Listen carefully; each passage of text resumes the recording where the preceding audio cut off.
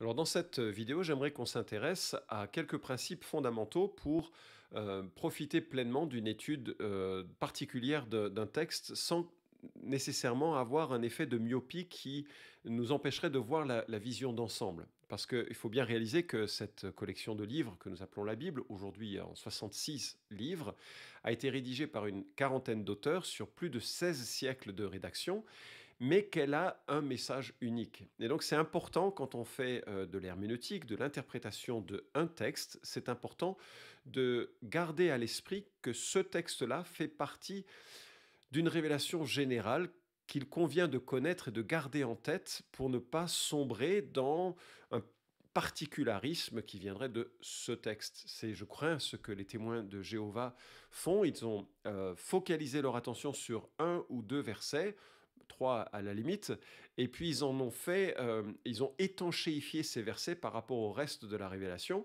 et ils ont construit toute leur doctrine sur ces quelques versets qu'ils comprennent à leur manière, malgré l'ensemble des informations qui nous sont données dans le reste de l'écriture. Donc c'est très important de garder en tête ces grands principes que je vais énoncer. La Bible raconte une histoire, une seule histoire.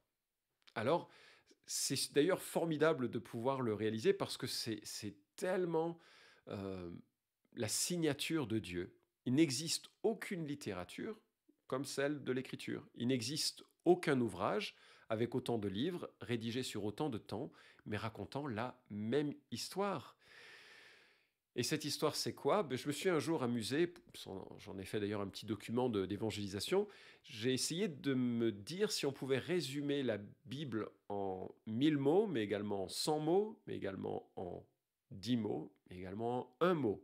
Alors c'est un résumé, c'est un tweet, hein, et ça ne dit pas tout, mais c'est important de garder ça en tête, parce que ça permet justement de, quand on est confronté parfois à des textes un petit peu difficiles, de les raccrocher au grand schéma de la révélation. Alors, le choix que j'ai fait, je ne veux certainement pas dire que c'est le choix unique et qu'il faut le faire ainsi, mais le choix que j'ai fait quand je me suis dit, tiens, la Bible en un mot, ce serait quoi? J'ai utilisé le mot restauration. Restauration comme un banquet, comme un rétablissement. Et c'est ça la grande histoire de la Bible, c'est l'histoire d'une restauration. Si j'utilisais 10 mots, je dirais que c'est Dieu crée l'humanité, elle se brise, Jésus vient la restaurer. Dieu, bien sûr, au centre, une humanité en vis-à-vis, en dialogue avec lui, l'humanité créée à son image, mais brisée par l'autonomie des humains. Nous avons revendiqué de choisir nous-mêmes ce qui était bien et ce qui était mal. Nous avons croqué le fruit de l'arbre de la connaissance du bien et du mal. Nous avons démontré que nous choisirions nous-mêmes ce qui est bien et ce qui est mal. C'est ça la brisure qui nous a séparés de Dieu. Dieu est le seul maître. En choisissant nous comme propre maître, nous nous sommes exclus de sa présence et de son accompagnement. Jésus vient la restaurer, cette humanité brisée. Jésus est au centre d'une restauration qui défie l'entendement. Et c'est tout le message de la Bible. Nous voyons tout au long de la Bible la déchéance des hommes se manifester de manière très, très diverse, se manifester de manière très profonde, de manière parfois très violente. Toute cette déchéance humaine se manifeste, mais Jésus vient la restaurer. Et on voit les préparatifs de cette restauration, on voit la réalisation de cette restauration, et on voit l'annonce de cette restauration future, dans le sens où elle est partiellement accomplie avec la rédemption dont nous profitons, et elle sera pleinement accomplie lorsque Jésus reviendra établir son royaume pour l'éternité. Merveilleuse espérance qui est la nôtre. La Bible raconte cette histoire. Dieu crée l'humanité, elle se brise, Jésus vient la restaurer à son image, et cette restauration passe par la plénitude du Saint-Esprit. Jean chapitre 14 nous dit que le Saint-Esprit qui est donné à ses enfants sera éternellement avec nous. C'est-à-dire que vraiment Dieu va nous tisser à sa personne. Le Père nous a choisis, le Fils a porté à la croix nos péchés, et le Saint-Esprit nous remplit et nous remplira pleinement lors du retour de Christ. Si on devait aller un petit peu plus loin, sans mots, Dieu existe depuis toujours, heureux, aimant, majestueux. Il crée hommes et femmes à son image. Libres de le suivre, ils le rejettent et deviennent mortels. Malgré tout, Dieu fait alliance avec Abraham, père des Juifs, peuple du Messie promis. Jésus accomplit l'alliance. Né d'une vierge, il est unique, il enseigne, guérit, révèle Dieu.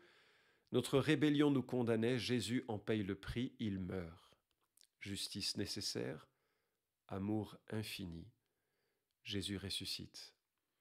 Dieu demande une confiance exclusive en Jésus. Il prend alors ma faute, ma honte, je suis pardonné, adopté, réconcilié. Dieu établira son règne heureux avec son peuple pour l'éternité. Restauration. Sans mots, c'est court, ça dit pas tout, et c'est quand même un petit peu plus détaillé cette fois-ci. On voit un Dieu qui existe de toute éternité, qui n'a besoin de rien puisqu'il est trinitaire. Il est Père, Fils, Saint-Esprit, vivant dans l'amour, vivant dans la communion la plus parfaite, et il décide de créer avec une vraie liberté, liberté dont les hommes se saisissent, ils pêchent. Ils le rejettent, ils deviennent mortels, mais Dieu fait alliance, fait des promesses, et notamment avec Abraham, père des Juifs, qui engendra un Messie. Cette tresse de la promesse est tellement importante tout au long de l'Ancien Testament. Elle est très importante parce qu'on voit combien elle est nécessaire dans les textes où c'est justement le plus obscur. Quand vous lisez le livre des Juges, vous êtes marqué par la tristesse immense des populations qui ne vivent pas dans une communion avec Dieu telle qu'elle pourrait être. Implicitement, il y a un cri du cœur pour qu'un roi vienne, un bon roi. Et Juge attend ce Messie promis. Et ce ne sera pas Saül, et ce ne sera pas David pleinement, mais ce sera un descendant de David.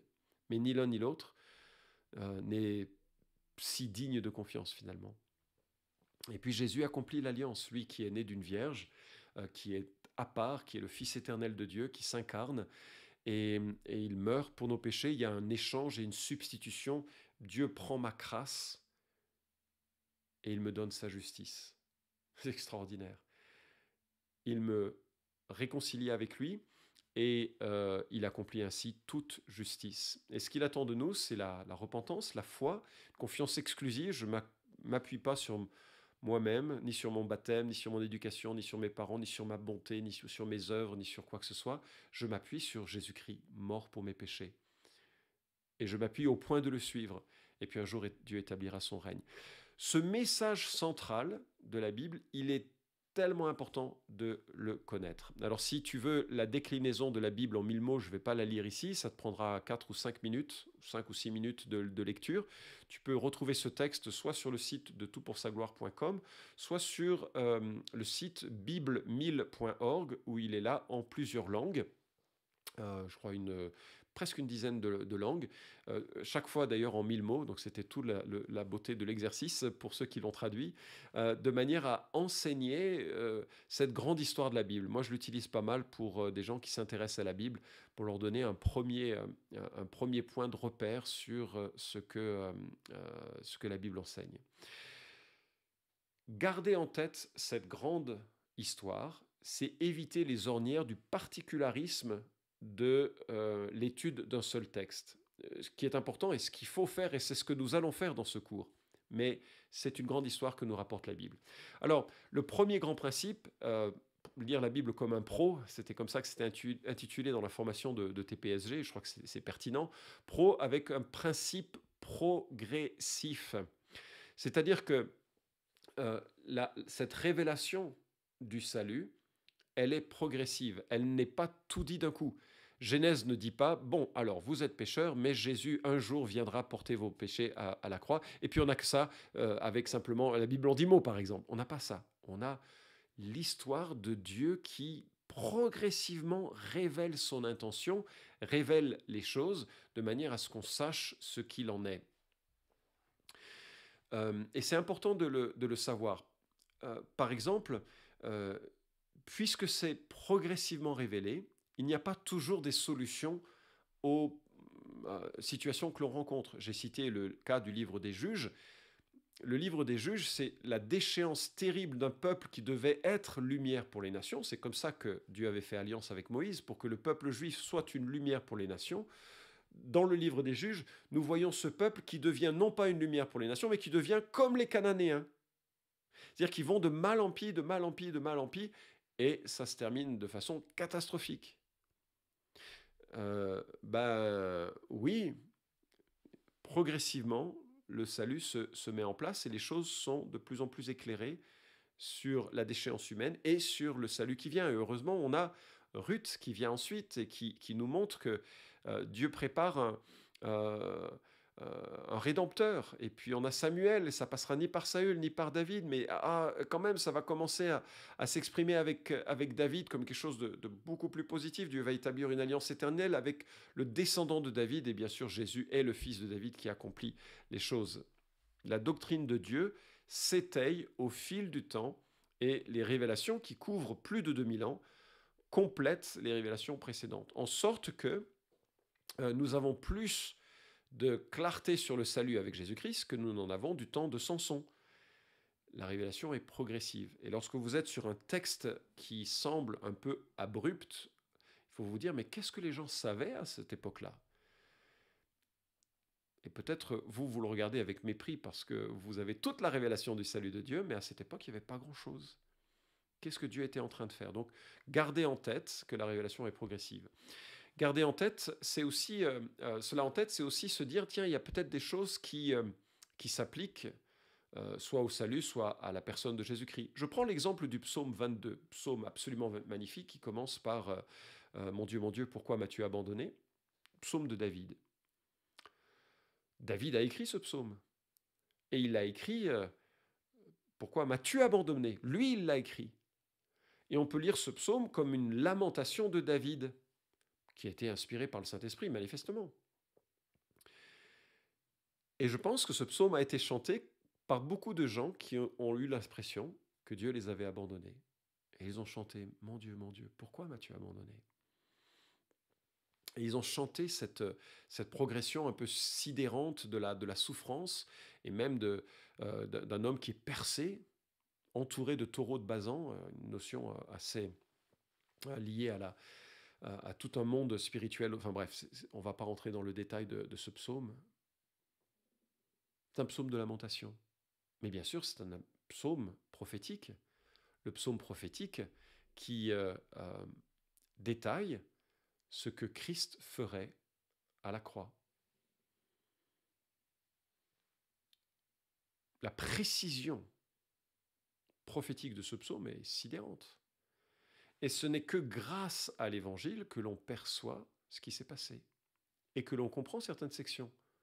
Jésus, à la croix, crie « Mon Dieu, pourquoi m'as-tu abandonné ?» Il se saisit du psaume 22. Non pas qu'il doute, comme certaines personnes le croient, ne doute pas, il exprime la réalité que 2 Corinthiens 5, 21 enseigne. Donc on a vraiment des éléments progressifs d'explication tout au long de la révélation. 2 Corinthiens 5, 21 nous dit que lui qui était sans péché, il est devenu péché pour nous afin que nous devenions en lui justice. Je le cite mal, je vais le citer correctement pour qu'il n'y ait pas d'ambiguïté et que vous ne m'accusiez pas d'inventer les choses de la parole. Mais il est dit, celui qui n'a pas connu le péché, il l'a fait devenir péché pour nous afin que nous devenions en lui justice de Dieu. Dieu s'est détourné de son Fils alors qu'il prend notre péché sur la croix. Ce qui semblait incompréhensible du temps de David s'éclaire avec non seulement les événements de l'Évangile, mais aussi les explications théologiques qui nous sont rapportées de la substitution pénale qui a lieu en Christ. Donc, lire la Bible en ayant conscience de ce principe progressif. Deuxièmement, lire la Bible comme un pro, et ça je l'ai, pro-PRO, principe rédempteur, ça je l'ai déjà évoqué. assez longuement avec la notion du message central de la Bible, mais je voudrais aller un tout petit peu plus loin dans ce que je dis ici, c'est que la Bible n'est pas un ouvrage moralisateur. La Bible n'est pas un ouvrage qui cherche à faire en sorte que les prostituées s'arrêtent de se prostituer. C'est bien si elles le font, c'est bien pour elles, c'est bien pour la société, c'est bien pour leurs enfants, bien sûr, c'est bien pour tout le monde, c'est bien qu'il n'y ait pas de prostitution. Mais ce n'est pas l'objectif de la Bible. L'objectif n'est pas que les voleurs cessent de voler. Parce qu'un voleur qui cesse de voler, et même un voleur qui cesse de voler et qui va à l'église tous les dimanches, c'est simplement un pharisien, et un pharisien n'est pas sauvé.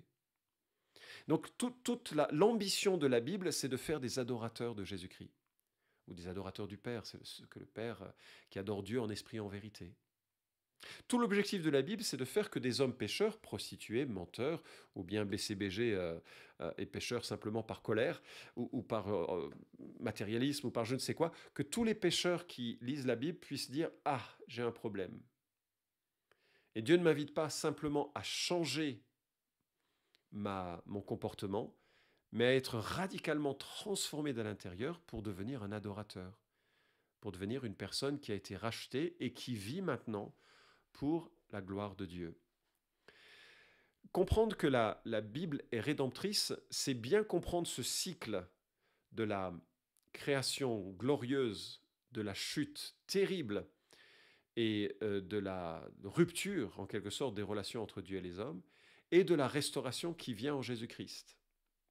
C'est vraiment comprendre ce cycle, et c'est aussi comprendre que Dieu ne cherche pas à ce que des hommes deviennent meilleurs, mais Dieu cherche à ce que des hommes et des femmes soient sauvés. Et c'est le principe rédempteur. Et à ce titre, et ça fait partie de ce principe rédempteur, c'est qu'il n'y a qu'un seul héros de toute la Bible, Jésus-Christ. C'est lui le seul héros. C'est lui le seul grand de l'Écriture. Et il faut se garder de faire une hagiographie des personnages bibliques, c'est-à-dire de rendre outrageusement saints les personnages bibliques que nous trouvons. Certains ne sont pas si saints que ça. On ne peut pas dire que Salomon était exemplaire, ni dans sa sexualité, ni dans sa moralité. Bien sûr, on connaît David, etc. Donc tous ces gens-là, ils pointent vers la rédemption. Et donc, il ne faut pas être surpris de voir parmi les personnages bibliques les plus importants des gens qui ne sont pas très glorieux. Parce que Dieu accomplit un sauveur non pas par eux, mais par Jésus-Christ. Jésus est le seul héros de la Bible et donc toute l'Écriture doit quelque part pointer vers la gloire de Christ et vers la rédemption que lui offre. Et parfois cette rédemption nous vient par des mauvais exemples. Parfois cette rédemption nous vient par des images rédemptrices très fortes, comme par exemple la sortie d'Égypte, ou comme par exemple le déluge, ou plein de choses comme ceci qui sont des éléments qui nous rappellent que les hommes sont pécheurs, mais qu'il n'y a qu'un Dieu sauveur digne de notre amour, Jésus-Christ. Le fait de bien comprendre ce principe rédempteur, ça va nous éviter de tomber dans un moralisme stérile lorsque nous tombons dans les secondes parties des épîtres de Paul, où nous avons souvent beaucoup d'exhortations morales concrètes à bien vivre de telle ou telle manière, il ne faut pas faire ça, il faut faire ça. Et le but de ces passages, c'est pas de dire « Bon, mes amis, maintenant, il ne faut pas faire ça, il ne faut pas faire ça, et puis il faut faire ça, et puis ça ira. » Bien sûr, mais en conséquence d'un cœur racheté qui aime Dieu. Et nous sommes liés maintenant à Dieu par un pacte, par une alliance qui est une alliance d'amour, mais qui est aussi une alliance exigeante d'obéissance, de mort à soi-même. Nous devons être caractérisés par une autre manière de vivre. Je n'y arrive pas toujours, je suis un pécheur en chemin, je dois me repentir trop souvent encore, je l'admets avec une terrible une terrible réalisation de mes défaillances. Et votre étude de l'Écriture doit vous mener non pas à vous flageller, mais à vous dire « quel héros nous avons en Jésus-Christ, qui est lui le Rédempteur ». Et bien sûr, à ceci s'associe également la notion que lui viendra rétablir toutes choses. Il est le centre de notre espérance. Jésus, dont l'œuvre a commencé en nous, s'achèvera plus tard. Il va nous racheter. Et il y a bien des choses qui sont énoncées qui peut-être n'avaient pas beaucoup de sens au moment où elles étaient énoncées, mais qui trouvent leur accomplissement dans les temps futurs. Regardez, dès le début de Genèse, par exemple, c'est un texte extraordinaire.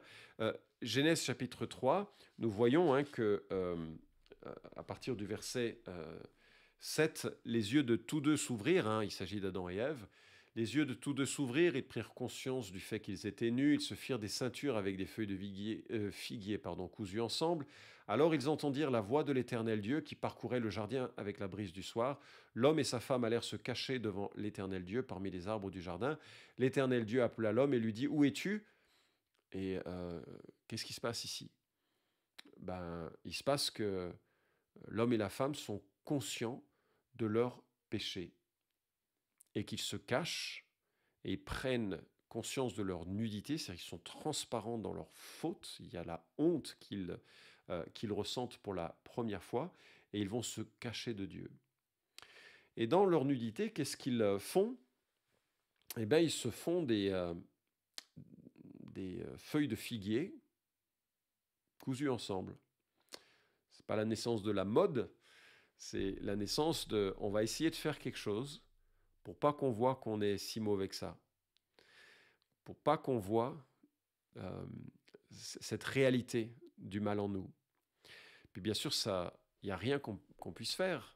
Et donc, verset 21, nous lisons « L'Éternel Dieu fit à Adam et à sa femme des habits de peau dont il les revêtit. » Bon, on peut lire cette histoire très littéralement, Et voilà, ils ont pris conscience qu'ils avaient honte, qu'ils étaient nus, hein, ils se couvrent eux-mêmes.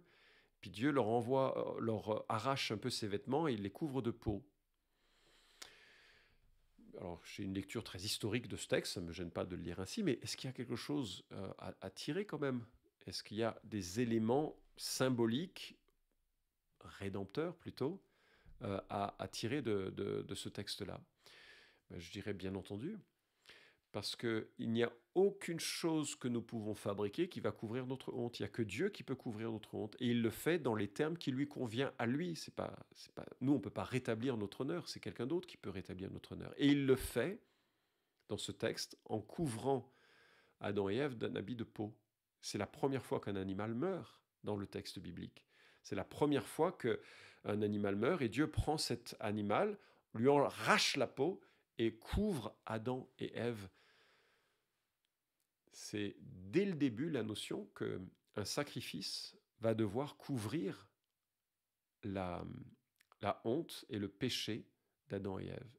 Et ça ne vient bien sûr qu'ultérieurement, ça ne vient que des siècles et des siècles et des siècles plus tard avec Jésus-Christ qui meurt sur la croix pour les péchés de ceux et de celles qui lui feraient confiance un jour. Donc ce principe rédempteur permet de comprendre des textes comme celui-ci qui, du temps de Genèse, n'avaient pas forcément toute la clarté en eux-mêmes. Il fallait d'autres révélations pour le comprendre. Et enfin, le dernier principe que je voudrais relever, c'est le principe organique. La Bible est à la fois un livre et une collection de 66 livres aujourd'hui, en tout cas, c'est donc ce que nous avons vu, mais tout est lié. Et c'est super important de toujours voir ce qu'un texte dit en rapport à un autre. C'est l'une des belles particularités de l'écriture, c'est que la Bible se fait l'écho de la Bible en des milliers d'endroits. C'est fascinant et ça montre d'ailleurs combien Dieu seul pouvait être à l'origine de cet écrit parce qu'il y a tellement d'allusions que aucun être humain ne pourrait faire autant d'allusions avec autant de finesse et d'intelligence. On connaît les citations du Nouveau Testament dans le Nouveau Testament de l'Ancien Testament, mais il y a aussi énormément d'allusions qui permettent d'éclairer les choses les unes par rapport aux autres. Et donc, quand on est dans une démarche d'interprétation de la Bible, on est toujours dans une démarche où on cherche à voir si un texte est capable d'éclairer un autre texte, de manière à ce qu'on ne se perde pas toujours dans la notion un peu d'être myope sur un texte, on ne se perde pas dans une lecture un peu particulière, un peu unique, un peu bizarre, mais qu'on prenne le temps de regarder l'ensemble de la révélation pour voir s'il y a des ponts possibles. Je te donne l'exemple, Jean chapitre 3, un texte bien aimé, hein, rencontre avec Nicodème, la nouvelle naissance, Jean 3,16, et justement, avant Jean 3,16, il y a 14 et 15. Grande remarque pour cette journée de formation. Il nous est dit, comme Moïse éleva le serpent dans le désert, il faut de même que le Fils de l'homme soit élevé, afin que quiconque croit en lui ait la vie éternelle. Car Dieu a tant aimé le monde qu'il a donné son Fils unique, afin que quiconque croit en lui ne périsse pas, mais qu'il ait la vie éternelle. Ça veut dire quoi? Que le Fils de Dieu soit élevé. Il y a des chants parfois qui disent nous élevons Jésus-Christ. C'est en fait assez terrible parce que quand il est dit quand le Fils de l'homme sera élevé, il conduira tous les hommes à lui-même, enfin des textes un peu de ce genre, l'élévation dont il est question, c'est l'élévation de la crucifixion. Comment c'est ça? Ben, on va regarder. Comme Moïse éleva le serpent dans le désert, il faut de même que le Fils de l'homme soit élevé. En fait, si mes souvenirs sont bons, ça fait référence à Nombre chapitre 21. Et alors si la référence n'est pas bonne, l'histoire est bonne. C'est le peuple qui pêche contre Dieu. Dieu lui envoie des serpents brûlants pour les punir. Et Moïse intercède pour le salut du peuple. Et Dieu dit à Moïse, tu vas te fabriquer un serpent d'airain, donc un serpent de bronze. Tu vas le mettre sur un poteau. Tu vas l'élever sur un poteau. Et tous ceux qui regarderont le serpent seront guéris de leurs blessures. Je me dis, c'est quand même hallucinant comme texte, et je me dis que ça a suscité probablement bien des réactions. Imaginez, parce que les morsures de serpent, le venin, c'est des protéines qui sont terriblement douloureuses dans l'organisme. Et donc, imaginez la personne qui souffre de cette morsure de serpent, qui pense qu'il va mourir, et quelqu'un lui dit, écoute, Moïse a fait un serpent en bronze, il suffit de le regarder pour être guéri. Et je me dis qu'il doit y avoir tout le panel des réactions que l'on a lorsque l'on parle de Jésus qui est mort pour les péchés du monde. Il y a des gens qui ont dit, ouais, c'est ça, tu parles. Comment est-ce qu'un serpent qui m'a empoisonné peut être contré par un serpent en bronze qu'il faut juste regarder? Ou bien il y a des gens qui ont dû se dire, non, mais je mérite ma peine, ça sert à rien que je fasse quoi que ce soit. Puis il y en a eu d'autres qui ont dit, ben, Dieu est bon. Il a pourvu une solution à mon péché et je vais prendre le temps de contempler cette solution. Et comble du comble, c'est un animal impur, hein, le serpent, qui devient source de salut. Et Jésus fait référence à ça. Comme Moïse éleva le serpent dans le désert, c'est ce que Moïse a fait pour la guérison de ceux qui ont été jugés, il faut de même que le Fils de l'homme soit élevé. Ça correspond à quoi? Quand il sera mis sur une croix. Oui, mais il est comme un serpent. Oui, il est comme un serpent dans le sens où il devient péché pour nous. Je l'ai cité auparavant, 2 Corinthiens 5, 21. Il devient la malédiction qui est ma malédiction, Galates chapitre 3. Il devient cet animal impur parce qu'il prend toutes les impuretés qui sont les miennes. Et il est frappé par le Père pour payer pour mon péché. Extraordinaire don d'amour qui répare toute injustice.